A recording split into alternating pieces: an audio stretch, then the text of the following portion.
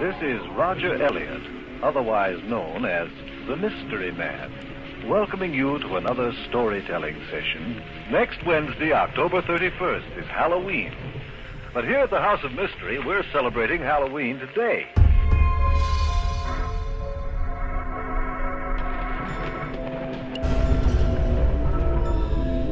You really don't need a fire to celebrate Halloween. There are so many other things you can do.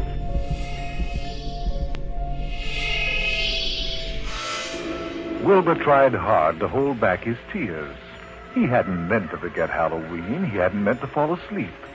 He trembled as his teacher got off the picket fence, and he would have floated out of that graveyard as fast as he could if his father's rusty old chain hadn't suddenly caught on a headstone. And it was lucky for Wilbur that it did, because the next moment the huge green eyes blinked, and a weird voice came out of the darkness. Well, Wilbur, what have you to say for yourself?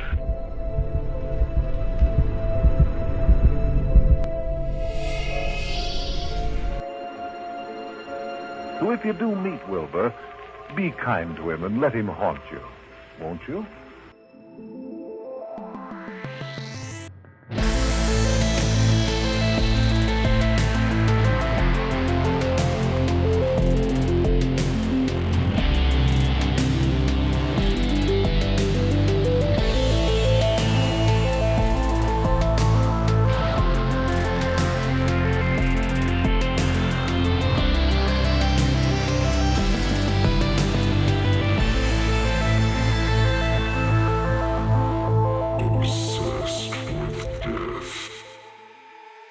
I do like to at least chat a little bit with my guests just about death in general, and we can get into everything else. But do you worry about death? Do you think about it a lot?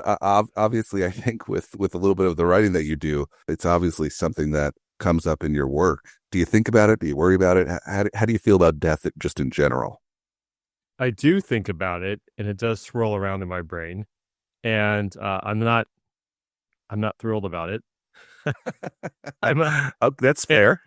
And it does show up in my writings. Obviously, the Chasing Ghosts, which we'll talk about, gets a lot into the idea of death and survival, and is there consciousness after death, and what people believed. But I've also, it's been something that's kind of been like nagging in my mind since I was a kid. Mainly the idea of, whether or not what we do about death is the right thing to do, namely burial. And the idea of burial just seems a little frightening.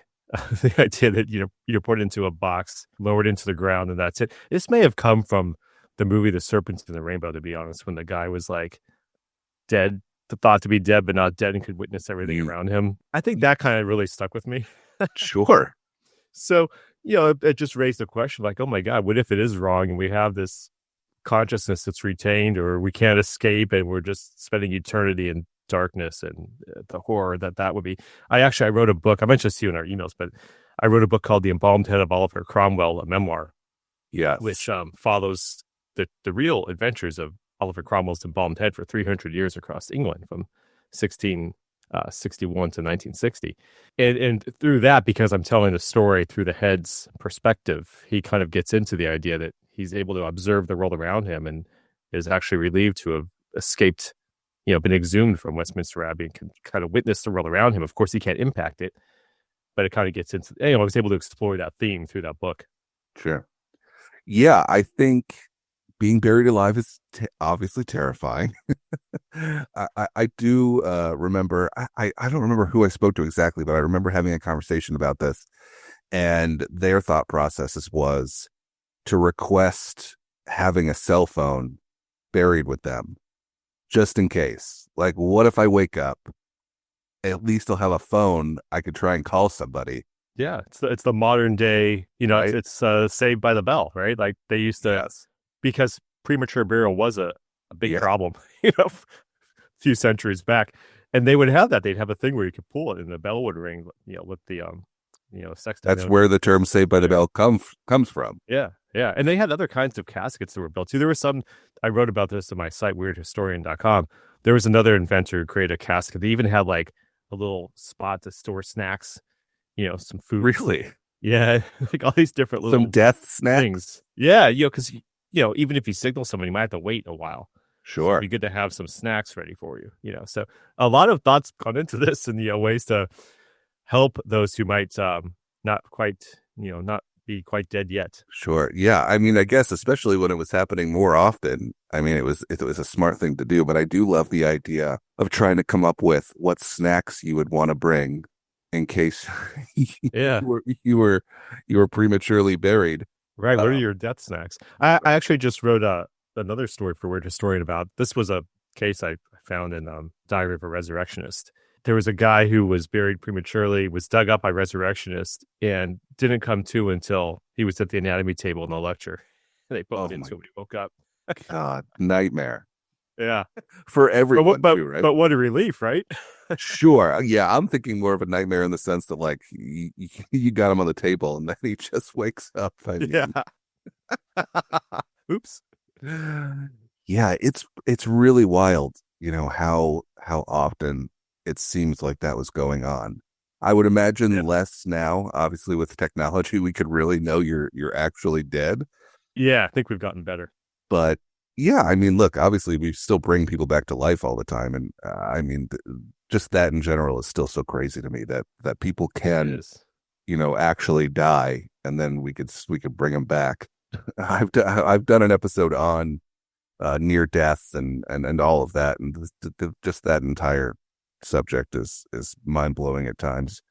But I do love the death snacks. That's definitely something I'm going to have to think about. I mean, I could probably do an entire episode on what kind of snacks I would want to bring with me when I possibly accidentally get buried. Also, just the idea of like being in a graveyard and like hearing a bell ringing from a distance is like just in my head right now, and it's also terrifying. It is, yeah. So let's get into this a little bit, because I do want you to share some ghost stories. That's sort of the idea of this episode. You sent me a really great list of some things that you felt like would be good to talk about on this episode. I dug into them a little bit, but I try to just not learn too much, because I'd much rather learn about it on the episode. It looks like the first thing that you put on the list here was spiritualism. What exactly about that did you want to talk about? Well, I'm just fascinated by the whole movement of spiritualism, and that's actually what got me into writing this book. I started buying a bunch of old books on spiritualism from the late 1800s, early 1900s, and I guess maybe just some quick background. Yeah, so I was going to say, obviously, where did this fascination come from? And I was assuming that was possibly where it began. But yeah, please, a little bit of backstory would be great. Yeah, so just to differentiate, it's not about being spiritual necessarily, because anyone can be spiritual. Spiritualism was a religion. Modern spiritualism began in 1848 by when two young girls, the Fox sisters, very young, like 11 and 13 or 9 and 11, something around there, different ages depending on where you read. And they claimed to be in communication with the spirit of someone who had died in the cellar of their small house in Hydesville, New York. They got everybody excited. They were doing knockings. Like, they would ask questions, and they would hear knockings in response. And everybody started to come and witness this and believed that it was the real thing. And their older sister then saw that this could be a lucrative venture and started touring with her younger sisters as they were having these seances and communicating apparently with the dead. And it completely took off. And all of a sudden, you had mediums sprouting up across the country, across the pond, claiming to be able to communicate with the dead. And so here is this new thing. We can now speak with the dead. It became known as spiritualism. It grew to millions of followers. There's still communities today, like Lilydale, New York, and Western New York is a fully spiritualist community. That's in their church. They say, like, we do not die. We can communicate from beyond. So it's a belief. And, if you look at the time, like when you get into the late 1800s, it is sort of a really wondrous period of history. You have new inventions. You have the telephone, late 1800s, right? All of a sudden, you can communicate across long distances. Voices can travel. You have photography, and we can talk more about that later. But suddenly, you're capturing images of people on paper. automobile, flight, into the early 1900s. You have all these amazing technological advances, right? Radio as well. So the idea that maybe we could also communicate with the dead suddenly doesn't seem maybe so impossible. At the same time, also, by the way, and this goes back to another book I wrote called The Big Book of Mars, there was a lot of belief at the same time that we could communicate with people on Mars. There's a lot of belief in intelligent life on Mars. So you had all these amazing beliefs, all these sort of modern miracles at the time. And so maybe this too was something that could be quite possible. So I find all that fascinating, and reading these old books and the stories that people were giving, and the mediums, and how they were conducting these séances and doing these amazing, creating these amazing manifestations that had people truly believing that they could speak to the dead, truly believing it, and what comfort that must have brought them to be so certain that there was something afterlife. So I just kind of found that whole movement to be really quite fascinating. Yeah, I mean, it absolutely is. It's interesting too how these two young girls start doing it, right? And it gains all this popularity, and the idea that you could like make some money from it, and then it just sort of seems to start popping up everywhere. Does that concern you at all? Do you feel like there were people taking advantage of it as well? Oh, for sure. And what's amazing is the Fox sisters eventually, decades later, came clean and said, we were just using our like knuckles and knee joints and making these noises. Got it. And this was said at like a big spiritualist convention, and people decided they didn't believe them. They said, no, now you're just being pressured to, wow, to debunk, but we don't believe that you were faking it. So it was too late, think that it had already taken off. That's so interesting that you have such a belief that even the people that were doing it are saying, no, we faked it. They're like, no, you weren't. That was real. Wow. Yeah. And then you definitely have people profiting. I mean, you also have, there are two big spikes, I would say. You have after the Civil War and after World War I, you had a lot of spikes in spiritualism because of the mass amount of death led to so much grief. And you had people wanting to believe that they could communicate with their lost loved ones. So you definitely have people taking advantage of, being able to provide people with what they wanted. And one of the big debunkers, famously, of course, was Houdini, who early in his career was doing spiritualist sorts of shows and stunts, and realized that it was not a good thing. He didn't like taking advantage of people's grief and charging them money for it and making them believe it was real, as opposed to a magic show, for example, where you understand that you're paying to see an illusion. No magician is saying that they truly are magical, right? So sure. So that was a big difference to Houdini, and he spent many years debunking mediums and proving that they were false. And no one's offering money. If any medium can prove that their powers are legitimate, he had a $10,000 prize that, of course, no one could claim. Really? Wow, I had no idea. I didn't know that about Houdini. Yeah. What in his beginnings there? What sort of, do you know, like what sort of tricks that he was, or I guess acts he was putting on to sort of pretend to be a medium? I think I don't know the specifics offhand, but there are some of the common things, table levitation, I'm sure, and gotcha. Knockings, maybe other things, moving through the room, supporting. I mean, these are all things that many mediums did.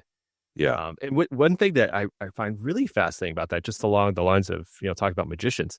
Yeah. So magicians, it's interesting kind of an overlap between mediums and magicians, because they're both doing these amazing effects, right? They are. Yeah. I had no idea that there was this overlap. It's really interesting. Yeah. So a lot of magicians would, aside from Houdini, he wasn't the only one, of course. Other magicians would also come out and say, oh, here's what they're doing. Here's how that can happen. Of course, this was just ways it could happen.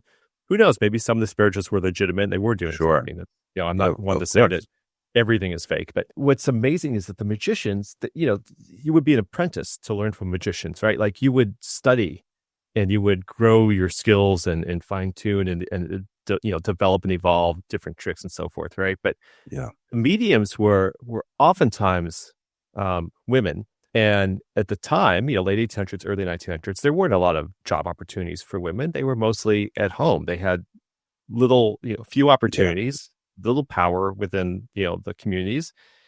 And here was this opportunity to basically become like, a goddess, to talk to the dead, and people would listen, and you had this power all of a sudden, and you could make a living. And how they were learning these tricks that fooled many scientists is just amazing.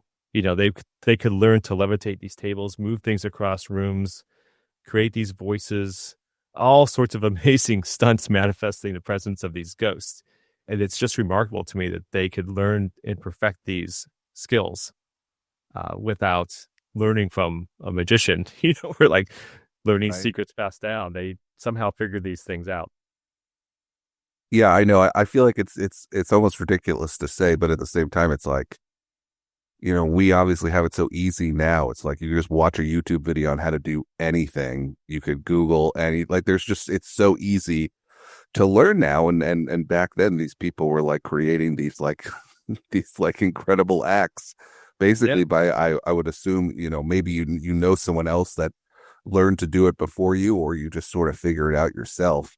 I mean, there was one famous medium, an Italian woman named Eusebia Palladino, again, around the turn of century era. And I have this in the book that she apparently had married a conjurer when she was rather young. And somehow, despite all the scientists and all the articles written about her at the time, it seemed that no one really seemed concerned about the fact that maybe she could have learned some of her moves from this conjurer husband of hers. Yeah. So that's kind of amazing. Well, she had lots of scientists studying her. There's also the thought that these scientists probably thought that there was no way that a woman could fool them. Sure. So therefore they did, Yeah. They're like, look, there's no way this could be fake. Yeah. Right. Sure, she couldn't possibly be. Yeah, it worked. It sort of, it worked to their advantage for sure. Yeah, there's a ton of great stories. I mean, just the inventiveness and creativity it took for some of these. It's really great. There's another story. Actually, ended up getting cut from the book, but it's just top of my mind right now because I wrote about for my weirdest story, and I put the article there recently. But there was another magician. His name was Joseph Dunninger, also around the same era. He worked with Houdini to some degree as well in debunking.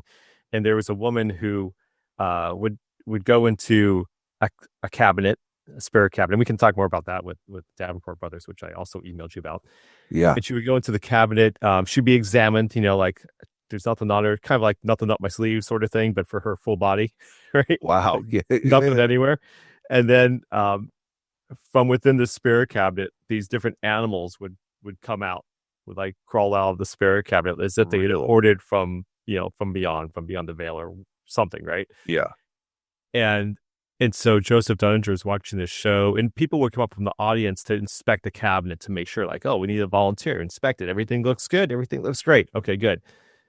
So he discovered that one of the volunteers, of course, was a shill who would come up with a dress. And within this large dress she would be wearing, she'd have like a bag with these animals. Drop the bag off inside the cabinet. So there's always these crazy stories. There's another one.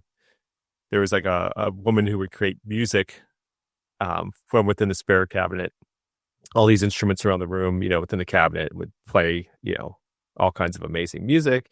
And it was discovered that she had a dwarf hiding inside a large bass drum who could come out and play the music, go back inside. I mean, it's great. I love the creativity of it. Yeah, that's so smart. I mean, who, especially back then, who's assuming that's what you're doing? It's got to be magic. Yeah, yeah. The next thing sort of on the list here of topics was the Davenport brothers. I'm definitely interested to hear more about that. Yeah, I love their story. So they were two young brothers who came shortly after the Fox sisters, just a few years later, from around the same region, around Buffalo, New York. They were kind of like escape artists, basically. Their dad would teach them how to escape from knots. So they would be tied to chairs in a séance and have instruments around them, and the lights would go out, and the instruments would start playing and zipping around the room. You might get hit in the head with a banjo or something. Okay. And these were like young boys, maybe like early teens, right? And so they took their show down to New York City, and they were doing a seance, had huge crowds. And in one of the shows, a policeman who's in the audience holds up a lantern and sees with the light now that one of the boys is running around the room playing the instrument and waving it around. And so they got exposed, and they couldn't explain it away to anyone's satisfaction. The mediums could, by the way, always explain things like, well, the spirits weren't coming and we had to put the show on, so we just did this time. Oh, sure. That was like, a look, comment. Hey, yeah, you bought a ticket. We're performers. We're trying to give you a good show. And, logically, who's to say a ghost is going to perform on command? So, it was somewhat viable. Right. Yeah. But they weren't buying it. So they went back to Buffalo and they came up with a solution to their problem so that this wouldn't happen again. And they built what became the first spirit cabinet, which was basically a picture like a large cabinet sitting atop 3 sawhorses. So you could see beneath the cabinet, right? Nothing like going into a stage or something below. And it had 3 sections. And at the two end sections, each boy would go into one of those facing each other, and they'd have a chair that they would be tied to. And in the middle section, there would be a window at the top, and instruments would sort of pass through that window. So you could see the stuff moving back and forth, basically inside the cabinet through that small window. And of course, you'd hear the music playing. And they would also have people come up and inspect that they were indeed tied to the chair, maybe have them tie some knots themselves so they could feel confident that these kids were tied up. And then after the performance, they'd open the doors again and you would see that they're still tied to the chairs as before. Of course, they could just, loosen the knots, at least free a hand or an arm or a foot and manipulate these instruments and play. It wasn't like the music was fantastic. It was just like noise. I was going to say, yeah. Yeah. And it was very successful. They toured again. They toured across the country, toured across England. Eventually, a magician in England, John Maskelyne, discovered what they were doing and exposed it. And he actually recreated for himself. So there's another example of sort of magic being inspired by spiritualism. There's another great example, too, of 2 spirit... sorry, I'm switching gears. But that's essential with the Davenports. Yeah, doing. Gotcha.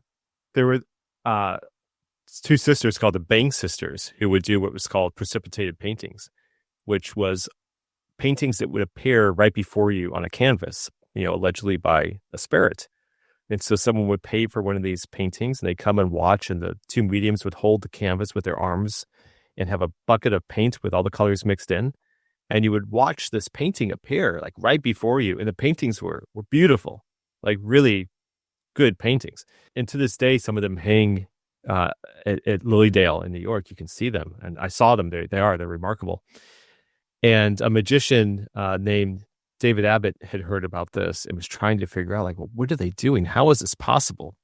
And he got enough details from people who had worked with them that he figured out a way that this could happen using some sleight of hand, multiple canvases, which apparently they used several canvases during this process, and figured out just the way that this could actually work. And then Howard Thurston, famous magician, adopted the act for his stage show. So he was doing precipitated paintings on stage, spirit paintings. So again, you can see this sort of crossover. Yeah, it's so interesting how the 2 of them, obviously work so well together. I'll never forget. I've written about sideshow performers as well. I wrote a book called American Sideshow. Before that, I was also doing a zine, which had a lot of sideshow performers featured. So one guy I met, I went down to Florida to meet him. His name is Melvin Burkhart. He was very famous in the sideshow world. He performed. He was 94 years old when I met him. By the way, this was just years ago, and he performed for more than 60 years. And so the act, I don't know if you've ever seen the act where people hammer a nail into their nose, into their head, basically. Sure. Oh, sure. Yeah, I've seen it. So the human blockhead. So he was the guy that basically popularized that act, and everyone uses his banter and, credits Melvin as being, the best who ever did it, and he had the largest nail too, because he had a larger hole in his head, basically from boxing woes in like, gotcha. He was, in his 20s. He was a bad boxer and broke some, busted up some bones in there. So he had more space than most people. But he also did magic. He did everything. This guy performed like a whole sideshow on his own. But these 94-year-old hands did sleight of hand right in front of me, like using my hands too, putting cards in my hands and covering the card in my hand with my other hand. And then I open up my hand and it's not the card I took, it's the card my wife took. Like, what is going on here? Like, wow, this is right in front of me. How is this possible? That's crazy. Yeah, it's truly amazing to see it right in front of your face. It's very cool. I got to go see David Copperfield when I was like 12 years old or something, 13 years old. And I don't remember a ton of the tricks. There's like his like final trick is obviously like the one that like stuck out and that I remember. But yeah, again, just like being there and like watching him do it and just being like, how is this even? And you're like, okay, this is just like his show. But it's so interesting to think nowadays, you obviously know there's like so many ways to do these tricks and whatever technology or whatever it is. But just going back to thinking, excuse me, back in like the turn of the century, they're doing these tricks. I would think people's heads would be exploding. It's like going back in time and showing them an iPhone, like it just like there would be like no way to comprehend. And so, yeah, I mean, I totally get it. Like the fact that these people were able to, convince these people that they were like talking to the dead or doing all these things, like you would just, of course, you're like, it's happening in front of you. It has to be real. Yeah. Yeah. Like I said, it seemed plausible at the time. And then what they did was so convincing. Yeah. It still sort of seems plausible. I don't necessarily, I mean, it's tough. And it's why, I thought this would be an interesting conversation too. And I'd love to hear, just going back to our little list here of things you wrote down, science and ghosts. I'd love to dig into that a little bit. Yeah. I love how science has both tried to capture evidence of ghosts or show how something that might be thought to be paranormal might not be. Yeah. And so I dive into both of those topics in the book in Chasing Ghosts. And starting with the latter, there was a guy in the late 70s. His name was Vic Tandy, and he was working at some sort of like a warehouse type thing at night. And I forgot what exactly he was. He was some sort of scientist working on something. And not that critical to the story right now.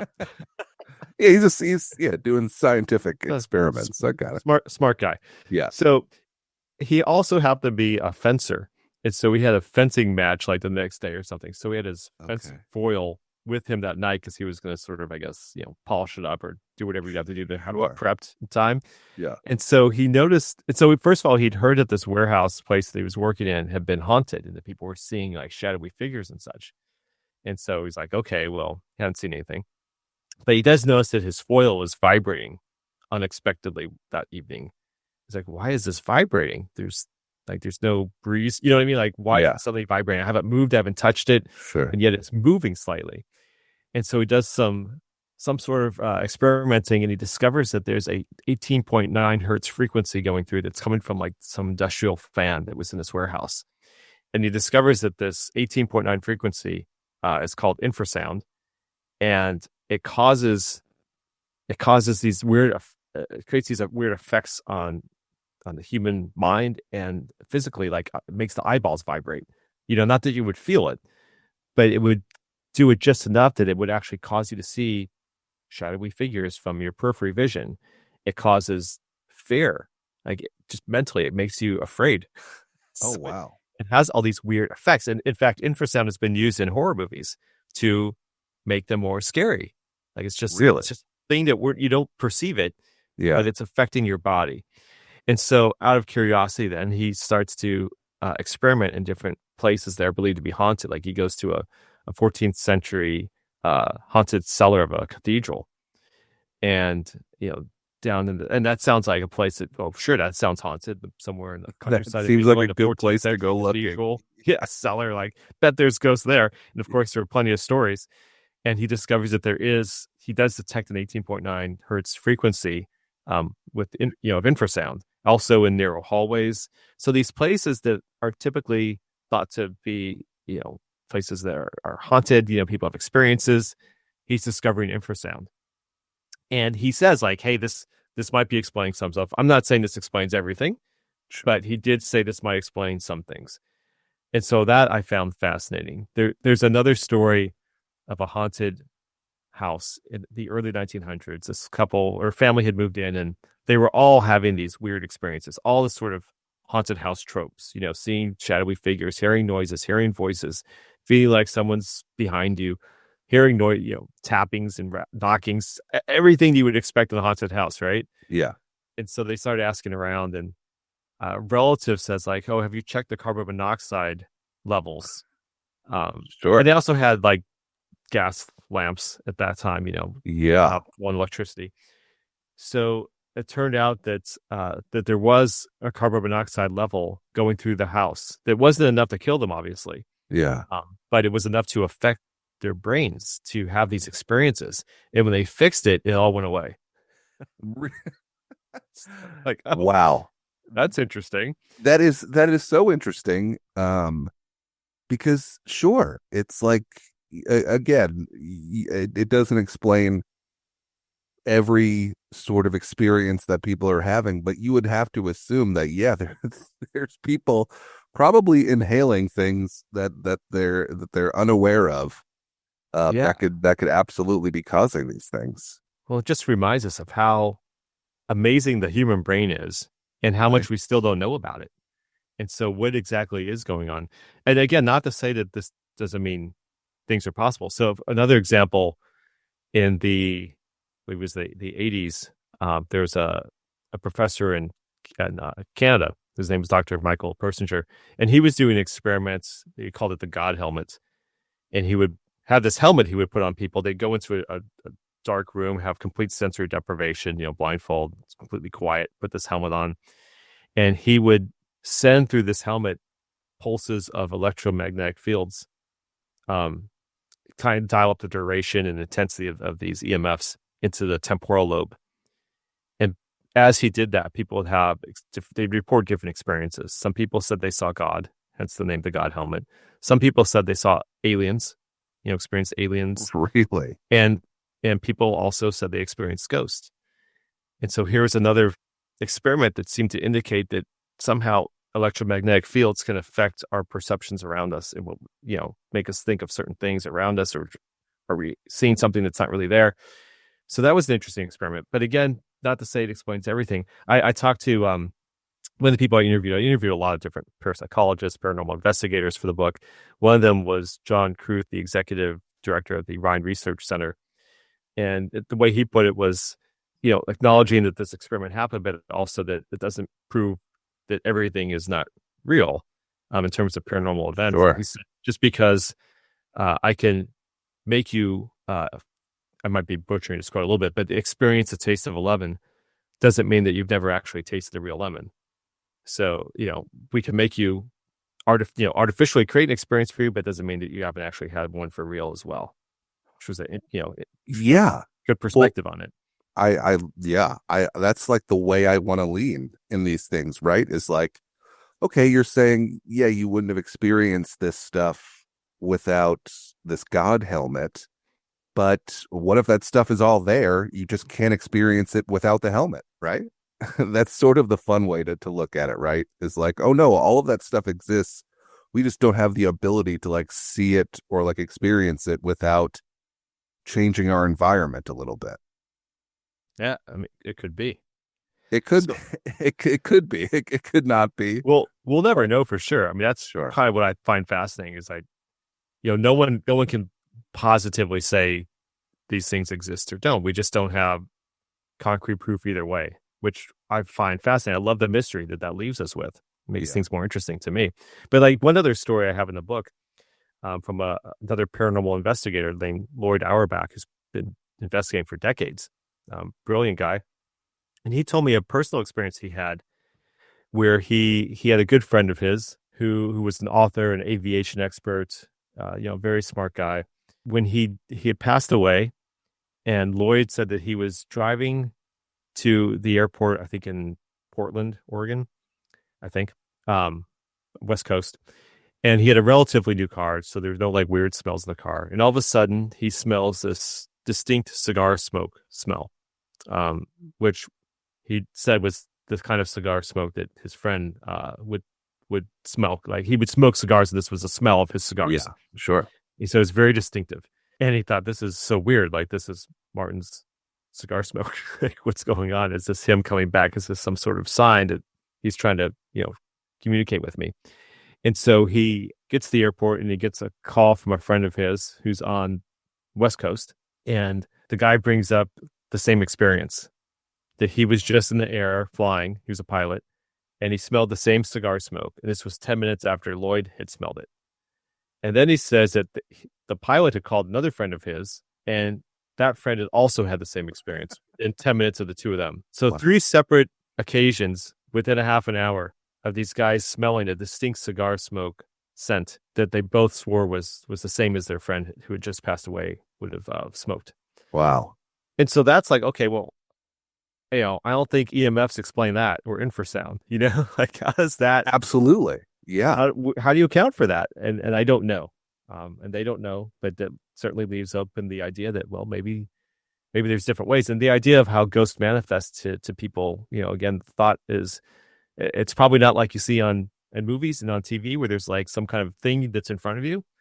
Yeah. It could be completely in our mind's eye. It could be completely olfactory, like what they experienced. So there's different ways that people believe that these things might be able to, try to connect with the living still. I do love the idea of a ghost just smoking a cigar, just like sitting in the car next to him and just like blowing smoke in his face. Yeah. But yeah, it's probably, yeah, it's if they are doing that somehow, I would imagine it's probably a little bit different than that, but that is a fun visual. And so interesting and so wild that could happen to all three of them. And obviously like have zero communication beforehand. It's also interesting, again, it's just like the brain too, right? Like obviously this guy smoked cigars and had a very distinct smelling cigar, and who knows, it could just be the fact that he was on all of their minds and they were thinking about him, and it's the brain is terrifying. It's really so scary. It could be. I mean, sometimes you can, if a smell gets in your head, you can sort of conjure it up at times, right? Like, yeah. So the smell and the brain are, it's a wild thing, right? Like have you ever been just like walking and you just like get a whiff of something and it just like takes you back like 30 years? Oh yeah, like one of those pink erasers does that immediately. Sends you right back to second grade. That's a perfect example. Yeah, I feel like I was trying to explain it to a friend the other day where I was like, I smelt the 90s. Like I it's like I don't know how else to put it, but I walked past something and it just smelled like the 90s, and I was like, I don't know what my brain is trying to tell me or why that smell does it, but yeah, it's so interesting. That's a really great story. I like that one a lot. Also, I love just going back briefly to this God helmet. Why didn't that take off? I feel like, why aren't there just people walking around all the time wearing this God helmet? I feel like, especially nowadays, somebody should be selling that. Yeah, it seems like it could be an attraction, right? Like you go step into the room, have the sensory deprivation, and put the helmet on. Yeah, like dial it up. I mean, that's a good question. I don't know why that isn't more popular. I feel like somebody could make like a modern day version of this God helmet and people would travel to experience it. Yeah, like some sort of weird drug type thing. Like, why don't you just send a few pulses to my temporal so I see some aliens? Right? I mean, what people travel to like do like ayahuasca and like their DMT, all these different like people like make these like drugs like a whole experience. I don't know why the God helmet isn't on the same level. That's a good question. I'm gonna have to pitch that to somebody. Something there. Yeah, somebody listening, build a God helmet. We'll sponsor it or something. I don't know. We'll figure that one out. It's all fascinating to me. It's fascinating. The unknown is fascinating to me, and then the people that did certain things that we can explain, that's fascinating to me too. Like how they did it and how people figured it out. And I love the stuff that I have no idea how it happened and leaves you wondering.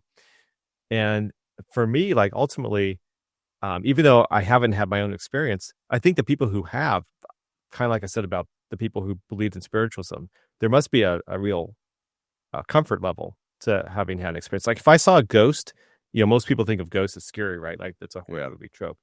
But I think that'd be awesome. Like, wow, what a relief to see a ghost. Like now I know there's something there. Yeah. And you probably, die a little bit more peacefully.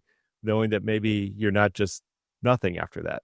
And that, Yeah. so I choose to, I'd rather believe that that's the case than Sure. Yeah.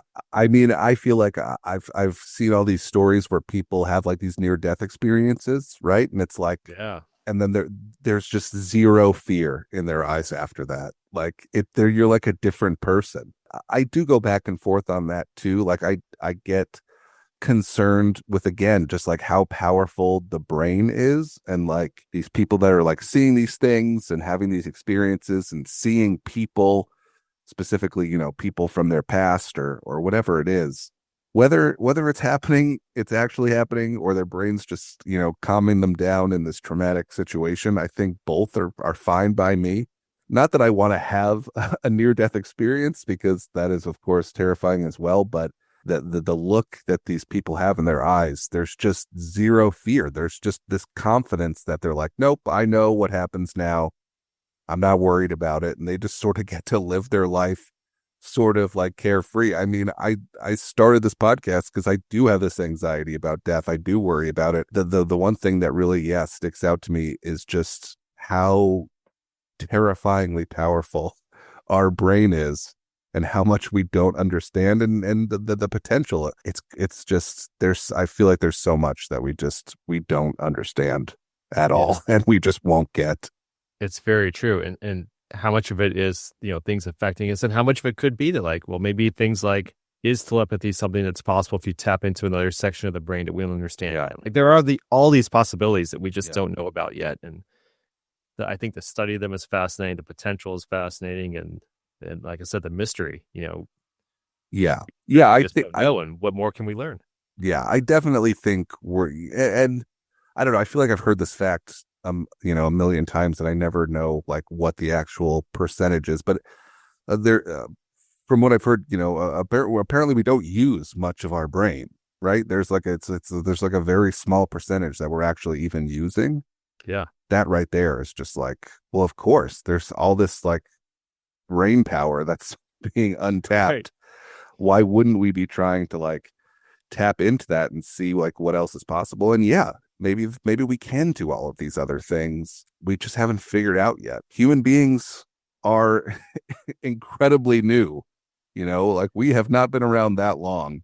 And you see evidence of the brain doing things that are extraordinary, not to say paranormal, but I mean, look at like someone who's some sort of savant, with some degree of autism on the spectrum, that is able, like Rain Man, for example, right? Like that sort of level where, I can look at numbers and instantly do calculations in my head, where like 99.9% of us look at that like, how is that possible? How could anyone possibly calculate that way?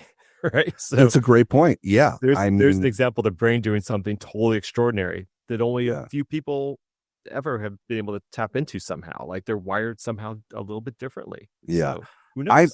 I met a guy one time who was hit by a car, and then when he recovered, he spoke like 9 languages. Oh, that's crazy. I mean, they did all these studies on him. People thought he was, completely faking it. But it's like, I mean, what do you think? Obviously he had never spoken any of these languages before, but then, he like came out of it and was just like, it's a very strange story. That is. Yeah. I'll try and find it. I'll send it to you. It was, but even just like, you see like these like young, like prodigy children who are like, there's like 8-year-olds who are like at Harvard, like curing cancer. And you're like, that's right. That they're using more of their brain than the rest of us. They have to be. I mean, there's something, you see a kid who's like playing the piano and, right, Mozart, drinking a juice box at the same time. And you're like, how is this happening? So, I mean, there's just, there's so much we don't know. And I think that's exciting. And I think that it leads to a ton of potential for, hopefully down the road, discovering all kinds of new things that human beings are capable of. I'm excited to check out some of your other stuff. Please, if there's anything specific you want people to check out, feel free to let them know right now. Yeah, well, I have my author site is markhartzmanbooks.com, and I spell Mark with a C, so MarkHartzman books.com.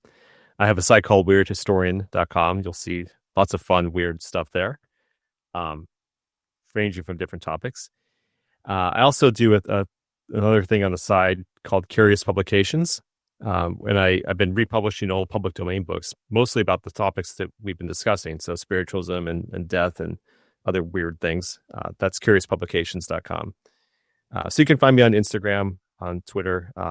Instagram, I'm at Mark Hartzman, at Weird Historian, and at Curious Publications. So you can, or just put it on Google, you'll find it.